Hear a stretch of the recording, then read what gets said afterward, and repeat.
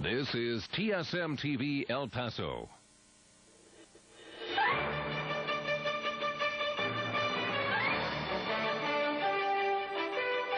Live from Tri-State Media in El Paso. For West Texas, Southern New Mexico, and Northern Chihuahua, this is TSM News. Happy Valentine's Day, everyone. I'm Michelle Dabney-Perez. President Clinton is asking for sacrifices from all Americans in order to rebuild the U.S. economy. That, according to administration officials. The chief executive faces the nation tomorrow in his first televised address to promote his economic plan, a plan proposing more than 150 specific spending cuts to save money. The White House confirms that among those cuts are limits on the payments received by doctors and hospitals under Medicare. Officials also say virtually every American will have to contribute through benefit cuts or higher taxes. House Speaker Tom Foley says the public must understand the need for higher taxes and cuts in government services, especially in light of the alternative, doing nothing. But New Mexico Senator Pete Domenici says Clinton's tax proposal will cut jobs and that Republicans oppose that. TSM will bring you the president's address from the Oval Office tomorrow at 7 p.m. Officials say Clinton will not fully unveil his economic package until Wednesday's joint address to Congress.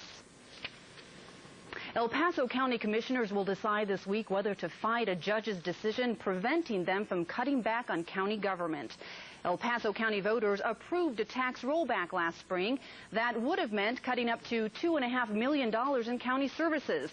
But a judge ruled the vote should never have been on the ballot because there were not enough signatures to qualify the measure. Last week, the state's 8th Court of Appeals upheld the decision, and the commissioners must decide whether to challenge it. The appropriate next step is to read the report, read what the justices of the Court of Appeals ruled, see how much sense it makes. If there's an argument or there's a flaw in what their logic is, in my mind, then that would be one thing. But Hooten says if the court's opinion seems well-grounded, then it would be a waste of time to appeal to the Texas Supreme Court. The Houston Chronicle says that Texas schools are losing millions of dollars every year because of a tax loophole intended to protect family farms. The newspaper says in a copyrighted story more than $64 billion in farm and ranch land is exempt from school property tax. A Chronicle investigation showed that developers and land speculators are using the exemption to pay less property tax, which resulted in an $800 million loss to Texas schools last year. Hospital overcrowding continues in El Paso tonight. Thomason Hospital's emergency department is only accepting trauma cases because the facility is so swamped. And earlier tonight, Sun Towers Hospital told EMS personnel to take patients to other hospitals. That's because they spent an hour and a half moving patients from the intensive care unit to other critical care units. By 9 p.m., the hospital emergency room was accepting patients again. Mexican officials report an increase in smuggling at the Anapra International boundary near Sunland Park, New Mexico. 3 months ago, the government imposed a ceiling on the amount of goods that can be brought back into the country from the United States. Since then, trucks have been using the unestablished crossing to smuggle goods into Juarez. Last Friday, Mexican customs agents detained 8 trucks full of building materials. They belong to people that were trying to avoid paying taxes at the established border crossings. In the last 24 hours, Juarez businesses have fallen victim to 8 assaults and robberies, resulting in 2 deaths. Police are trying to catch the individual responsible for holding up the HH grocery store last night in the Colonia Independencia. Store manager Juan Arellana Corral took a gun out of the register to scare away the assailant. But the suspect began shooting at Corral, who died later while being transported to the hospital. Witnesses were able to give police a detailed description of the assailant. An investigation of this assault and 7 others over the weekend are underway. Across the U.S. today, 5 children died when a 2-family home went up in flames in Cleveland, Ohio.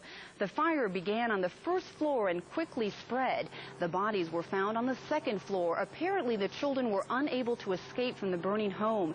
A heater is to blame for starting the fire. A skier is dead following an avalanche in the mountainous areas of Colorado. This is the 9th time something like this has happened this season alone, and officials are worried. Rod Alicia reports. They were skiing the fresh powder in an out-of-bounds area known as Beaver Bowl when the slide cut loose around 1:30 p.m. The fracture line, 50 yards across, released literally tons of new snow that had accumulated this week. One skier down below the victim, one above, skied out of the slide. The victim could not and was trapped under 4 feet of snow. They did not feel they were in any kind of danger at all. They didn't check the avalanche danger at all, which is very high right now. One companion skied out of the area and waved down a highway truck while the other dug.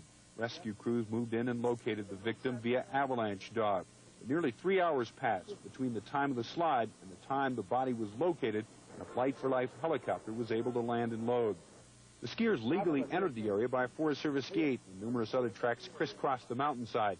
But this latest tragedy leaves Summit County Sheriff Delbert E. Wald frustrated once more.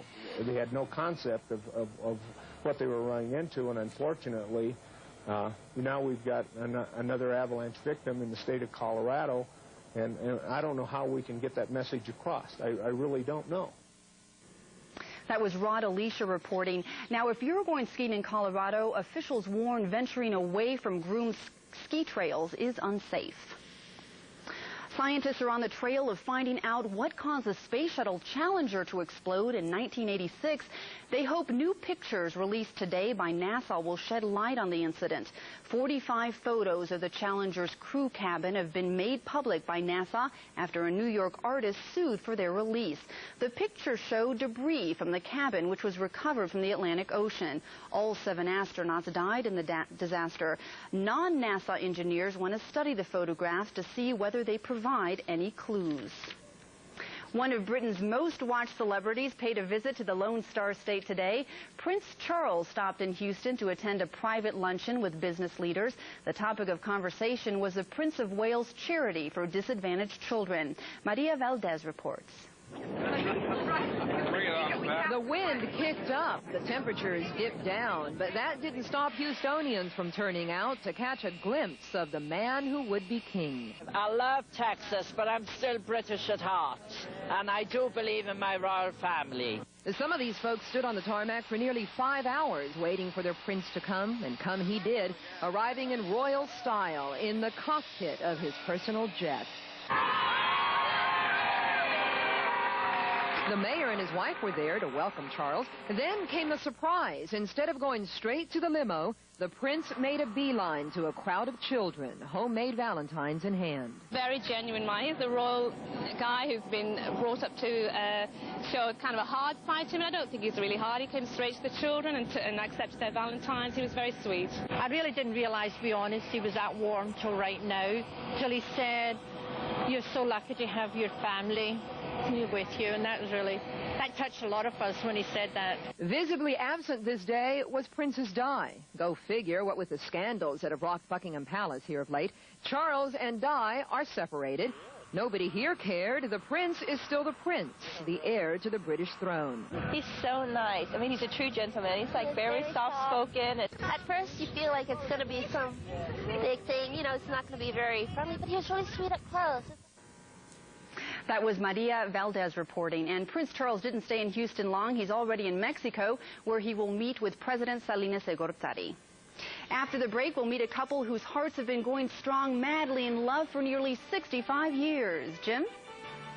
Michelle, the showers have arrived. The question is, when will they end? The forecast is coming up. Jeff? Jim, round up your young'uns, folks, because I got some rodeo to show you. Valentine's Day is a time for lovers. Couples who really stand out have been in love for years. Lots of couples celebrated their marital bond Sunday afternoon at St. Patrick's Cathedral. Their marriages are as young as 1.5 months to as long as 64 years. So what's the secret to a successful marriage? Here's what the father of Bishop Raimundo Peña suggests. His marriage to Elisa is still going strong after 60 years. Have to try to be together and don't try to argue too much.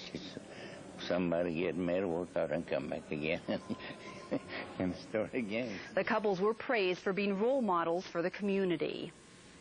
Getting married has got to be one of the best ways to celebrate St. Patrick's Day. 82 couples were stung by Cupid's arrow Sunday afternoon at the Westin Hotel. An El Paso radio station sponsored the mega marriage, and TSM photographer Mike Rodriguez was there.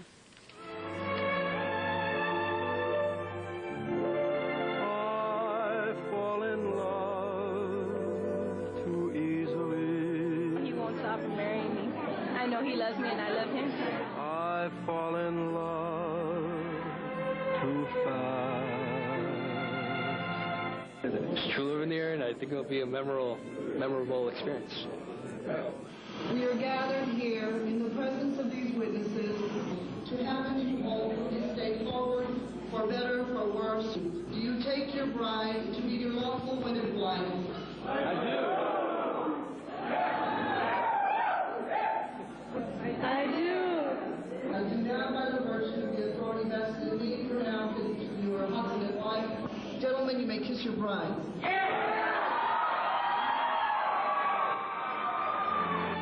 I fall in love too terribly hard.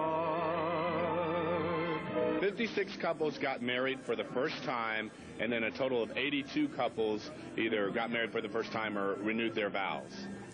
In love too fast.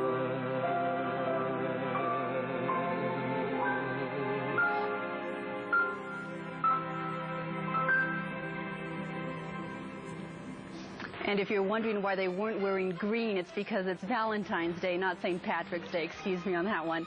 Some drizzly rain dampened the Valentine's evening, but find out if it's going to stick around next. Well, it's been raining around town since we got off the air at 6 o'clock. Yeah, so you were right, Jim. The rain's finally started up in El Paso. They should continue through about noon tomorrow as the storm system exits. Then so will our rain.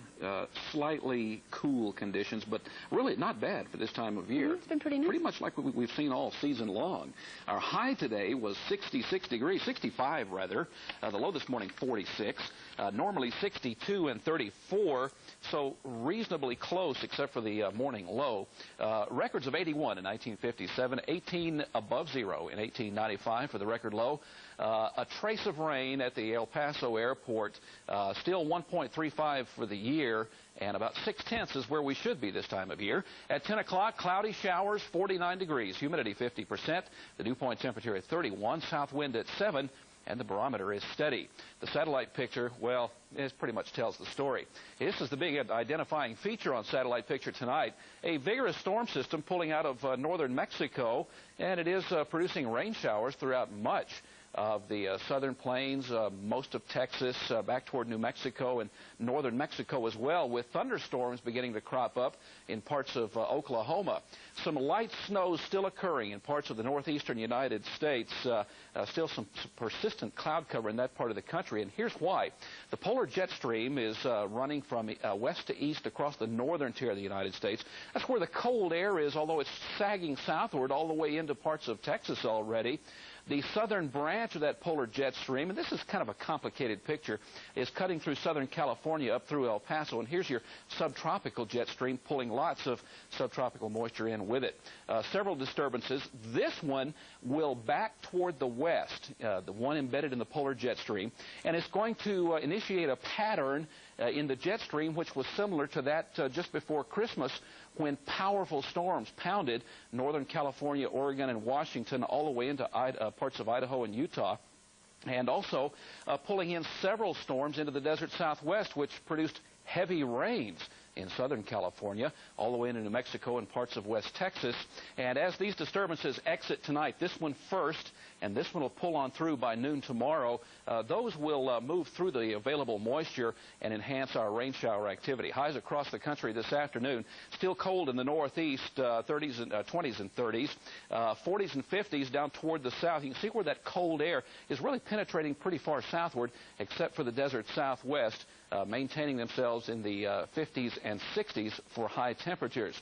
As far as the two-state satellite picture, there is a stationary front, colder air behind that front. As a matter of fact, it is snowing in Amarillo and Lubbock, also in Santa Fe at this hour. Surface low pressure in southeastern Arizona will move on through later tonight, and as that front pushes through, we will also see some showers in association with it.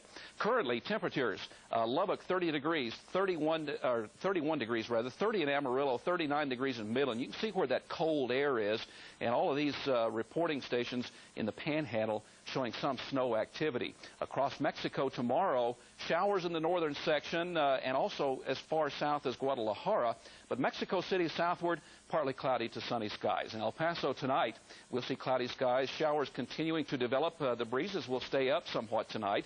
Tomorrow, cloudy in the morning, becoming partly cloudy in the afternoon. Yeah. Tuesday, 6 showers in the morning hours. 62, partly cloudy skies on Tuesday, and the sun shines on Wednesday. A little tongue twister there. Wow. Thanks, Jim. You rest. The look of the Southwest is changing. New colors and cultures paint a new picture of El Paso. Every Sunday night, we bring you a conversation with El Paso Congressman Ron Coleman. However, this week, the congressman was unable to join us because of scheduling conflicts. But Coleman will be back again next week. Back with us this Sunday is Leon Metz, and as he browsed through the pages of El Paso's history, he found a significant change in the city's demographics, particularly when it comes to ethnicity. In his commentary tonight, Leon introduces us to the faces of the past and the new faces of El Paso. Of all southwestern towns, El Paso, Texas is unique in a respect we seldom consider. Throughout much of its history, El Paso has been an Anglo town. Other communities such as Mesilla, Juarez, Isleta, Socorro, and San Elizario have always been predominantly Hispanic.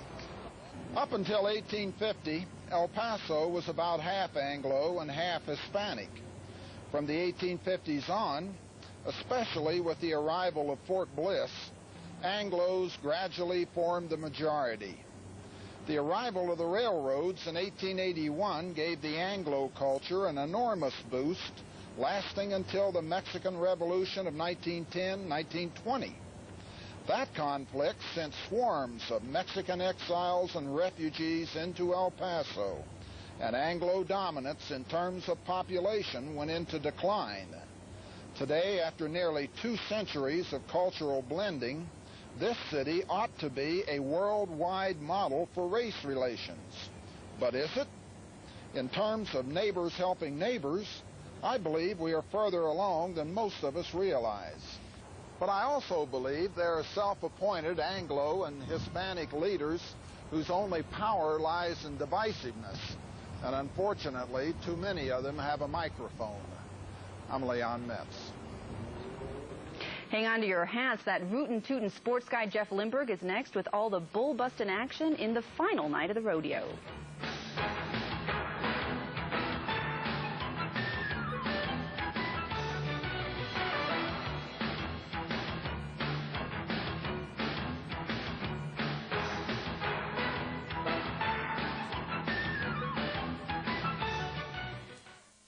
Jeff was out at the rodeo tonight. He says it was spectacular. Packed house, huh? On Valentine's Day, there's not a better or more romantic setting than the County Coliseum and animals, I think. With that, I'll continue. The Coors Flannels Rodeo. Save the best for last on this Valentine's night. It was time for the meanest, toughest, orneriest bunch of Brahmas you ever laid your eyes on. It was those raging bulls and those crazy cowboys who try to ride them. It's called Bull Busters. But ask El Paso's own Adam Carrillo who gets busted on this ride. The former Andrew Siegel may have been seeing a few Tweety birds on this one. Kids, don't try this at home, please. Stick to cartoons or yours truly. Mike Erickson out of Oklahoma gives it a whirl with a first-round best time of 81. But Clint Bronger of Roscoe, Montana won the event, taking home $10,000 for the bumps and bruises. From the bulls to boxing, the Golden Gloves West Regional is taking place out at Fort Bliss. 125-pound bout ending in the first round with a TKO as Ernie Lascano of Rockies rocks his opponent Jose Pacheco. This one ends At the 147 mark of the first, all champions in the 9 weight groups are headed to the state Golden Gloves later this year in Austin. Former heavyweight champion Mike Tyson could be headed for a new trial in Indianapolis. Tyson, who was convicted of raping beauty contestant Desiree Washington, is asking for a new trial because the judge in the first one blocked the testimony of witnesses who questioned the truthfulness of Miss Washington. At least that is what his attorney Alan Dershowitz plans on telling an Indiana appeals judge tomorrow. It was a rough and tumble day for Rusty Wallace. This is Rusty's car at the Daytona 500. Believe it or not, he walks away from this wreck with just a cut on his chin. That's amazing. Dale Jarrett, in a car owned by Washington Redskins coach Joe Gibbs, held off Dale Earnhardt, who led the race 107 of the 200 laps to claim his first Daytona. Jeff Bodine was third. And believe it or not, I may have found a luckier guy than Rusty Wallace. In Pomona, California, dragster Kenny Bernstein lost control last night. And somehow, some way, he is able to walk away from this spectacular crash. On fire. We are going to rush to the scene. Brock Yates, pick it up. I'm a bell rung a little bit. Kind of feel like a National Cup car driver here at Atlanta, but not too bad. Indiana remains #1 in the CNN USA Today college basketball. Ditto for the AP poll as well. Utah remains the only WAC team in the top 25, coming in at number 13. There was a mugging in Bloomington, Indiana. #4 Michigan hosting meeting that is #1 Indiana. Ray Jackson wanting a special moment on this Valentine's Day with Calbert Cheney. Brian Evans broke the hearts of Wolverine fans with that 3. Hoosiers win at 93-92. They sweep the Fab Five this year. They could meet, though, in the Final Four in New Orleans. Louisville shot a heart through the... Well, actually, an arrow through the heart of the Running Rebs in Vegas. Cliff Rozier with a strong move. Look out below. Rollies Rebs are down by 4. Despite a pair of swats by Everett Gray, the Cardinals snap UNLV's 59-game home court winning streak. Final 90-86. Third loss for Vegas this year. And after tearing down the backboards and basket a week ago in Phoenix, what did rookie Shaquille O'Neal have planned for Patrick Ewing and the New York Knicks down in